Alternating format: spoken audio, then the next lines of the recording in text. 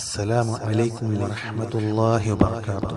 الحمد لله رب العالمين. ഇന്ന് സംസാരിക്കാൻ പോകുന്ന വിഷയം അല്ലാഹു സുബ്ഹാനഹു വ തആല മനുഷ്യന്മാർക്ക് ആന്തരികമായും ഭാഗികമായും ഒരുപാട് അവയവങ്ങൾ നൽകിയിട്ടുണ്ട്. ആന്തരികമായിട്ടുള്ള അവയവങ്ങൾ ജീവൻ നിലനിർത്താനും ഭാഗികമായിട്ടുള്ള നമ്മളുടെ അവയവങ്ങൾ സൽപ്രവർത്തികൾ ചെയ്യാനും വേണ്ടിയാണ്. എന്നാൽ ആരും ഈ വിഷയത്തെ വല്ലാതെ ഗൗരവമായി എടുക്കാറില്ല. നമ്മൾ നാവ് ഉപയോഗിച്ചുകൊണ്ട് നന്മ മാത്രം പറയാൻ പഠിക്കണം. ഒരിക്കലും തിന്മ പറയരുത്. അതുപോലെ തന്നെ മറ്റുള്ളവരെ ഉപദ്രവിക്കുന്ന രീതിയിലുള്ള സംസാരങ്ങൾ നാവ് കൊണ്ട് സംസാരിക്കാതിരിക്കാൻ വളരെയധികം പ്രത്യേകം ശ്രദ്ധിക്കേണ്ട കാര്യമാണ്.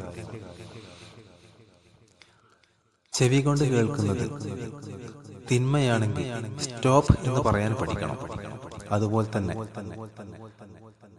കണ്ണുകൊണ്ട് എന്തെങ്കിലും തിന്മ കാണാൻ സാധ്യതയുണ്ടെങ്കിൽ കണ്ണിനെ തെന്നി മാറ്റി ഒരു നന്മയിലേക്ക് കണ്ണിന്റെ കാഴ്ചയെ കൊണ്ടുപോകാനും നമ്മൾ പഠിക്കണം.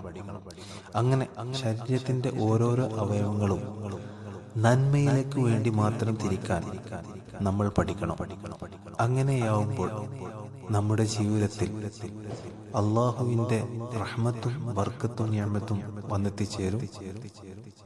പരിപൂർണമായും മനസ്സമാധാനം, മനസ്കുളിർമ ഉണ്ടാകും. നേരെ തിരിച്ചാണെങ്കിൽ മനസ്സമാധാനം നഷ്ടപ്പെടും.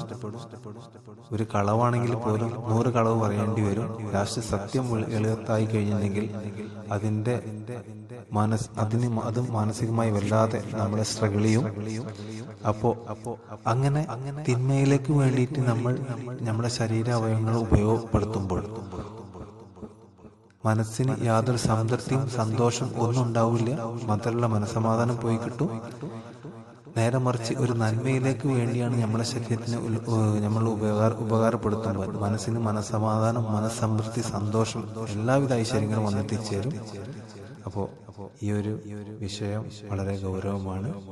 അത് പ്രവർത്തനത്തിൽ നമ്മളെ നിത്യ പ്രവർത്തനങ്ങളിൽ ഈ പറയുന്ന കാര്യങ്ങൾ ഉപയോഗപ്പെടുത്തി കഴിഞ്ഞാൽ ജീവിതം സുന്ദരമായിരിക്കും.